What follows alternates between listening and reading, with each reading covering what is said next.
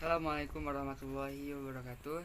Saya Fahmi Jauharudin dari kelas IAT 5A ingin mempresentasikan sedikit tentang landasan teori penelitian secara singkat. Nah, landasan teori, langsung saja ke pembahasan. Apa sih landasan teori? Landasan teori adalah seperangkat definisi, konsep, proposisi yang telah disusun rapi dan sistematis tentang variabel-variabel dalam sebuah penelitian. Nah, landasan teori ini akan menjadi dasar yang kuat dalam penelitian yang akan dilakukan. Itu pengertian umum tentang landasan teori. Ada juga landasan teori menurut beberapa ahli. Salah satunya itu adalah Sugiono. Beliau mengemukakan bahwa landasan teori adalah dasar riset yang perlu ditegakkan agar penelitian memiliki dasar yang kokoh dan bukan sekadar perbuatan coba-coba atau trial and error.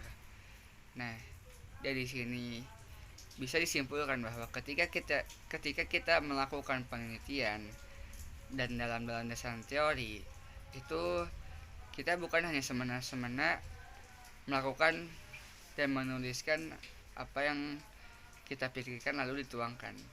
Nah, kita juga harus punya relevansi, terus referensi yang kuat. Jadi tidak hanya sekedar kopas mengkopas saja. Itu yang mungkin saya tangkap. Nah,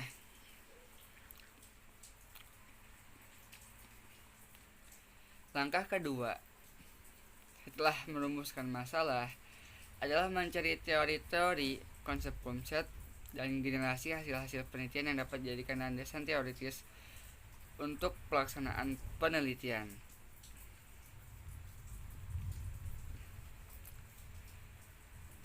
Nah, di sini juga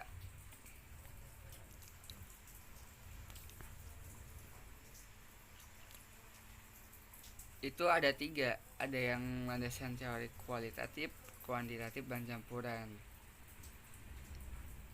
Maksudnya adalah ketika kita telah mencari teori-teori yang ada teori kualitatif, kuantitatif, dan campuran, lalu konsep-konsep dan generalisasi hasil penelitian yang dapat dijadikan landasan penelitian. Nah, ketika kita telah merumuskan masalah nih, landasan teori yang kita buat, langkah selanjutnya adalah mencari teori apa yang ingin kita buat. Apakah dari teori kualitatif, kuantitatif, atau teori campuran. Nah, setelah itu kita bikin konsep landasan teorinya mau bagaimana. Dan setelah itu ke generalisasi hasil penelitian.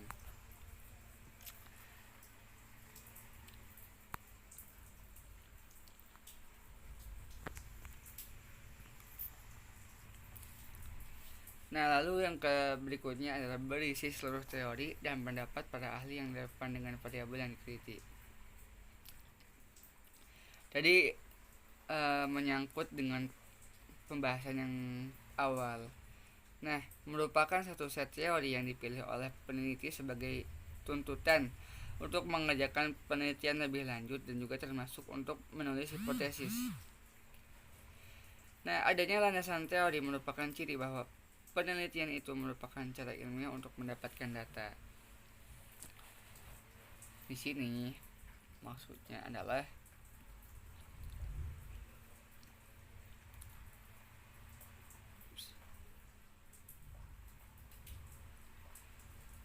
landasan teori yang kita buat itu sesuai dengan apa yang dimaksud dengan tujuan, variabel, lalu juga fungsi dari landasan teori tersebut, agar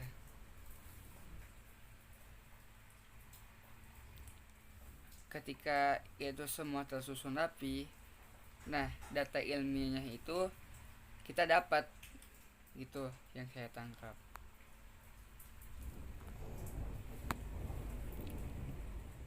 Nah, ini tujuan landasan teori.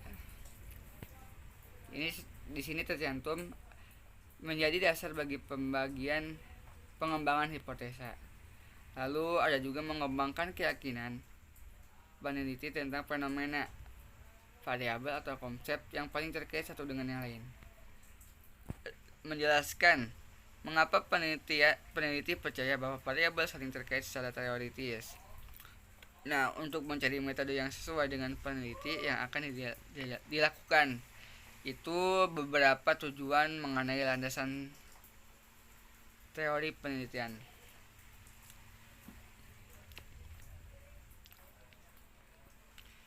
Lalu juga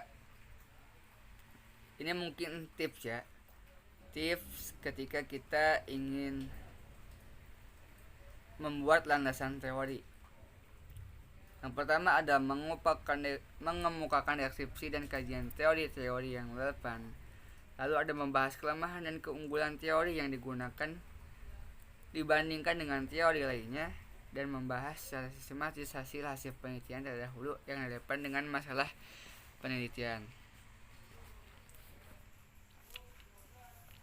Nah, landasan teori ini diperoleh dari kajian pustaka dengan cara memilih-milih, membanding-bandingkan, membahasnya secara kritis, bukan sekedar soal kutip-mengutip. Cantumkan referensi yang digunakan, dapat berbuat uraian kualitatif, matematis, atau persamaan.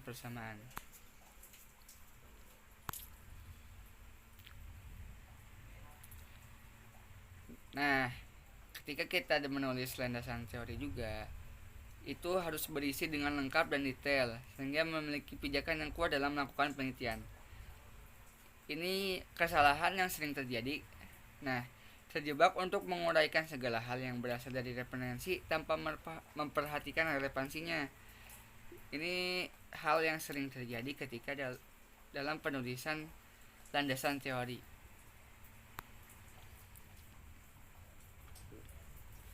Nah, ada juga sumber pustaka yang baik. Maksudnya itu referensi ketika kita mengutip itu dari orang lain. Yang pertama, relevan dengan tema dan topik penelitian. Maksudnya tema yang kita ingin angkat, topik yang ingin kita angkat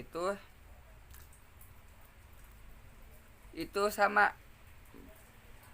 dengan, maksudnya ya dari orang lain yang kita ingin ambil itu sama dengan yang kita ingin angkat temanya dan topiknya. Nah, yang kedua ada mutakhir, bukan sumber pustaka yang sudah usang. Maksud mutakhir ini adalah terbaru, tidak termakan oleh zaman. Lalu yang berbobot ilmiah yang terakhir.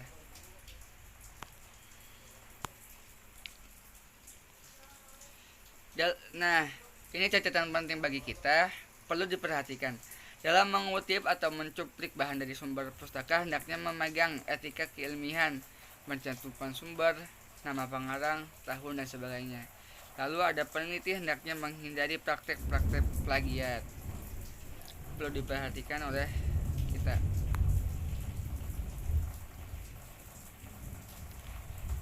Nah, tinjauan pustaka, semakin banyak seorang peneliti mengetahui, mengenal dan memahami tentang penelitian yang pernah dilakukan sebelumnya yang berkaitan dengan topik penelitiannya, semakin dapat dipertanggungjawabkan secara meneliti dengan permasalahan yang dihadapi. Nah, sebagian peneliti menganggap tinjauan pustaka bagian yang tidak penting, sehingga ditulis asal saja atau hanya untuk sekadar membuktikan bahwa penelitian yang diusulkan belum pernah dilakukan sebelumnya. Ini hati-hati. Jadi ketika kita sudah itu menuliskan segala macam, menuangkannya, jangan lupa untuk menulis referensi dalam bahasa pustaka atau dalam footnote. Ya, mungkin sekian yang bisa saya sampaikan, kurang lebihnya mohon maaf. Wallahul muwaffiq ila aqwamit thoriq. Wassalamualaikum warahmatullahi wabarakatuh.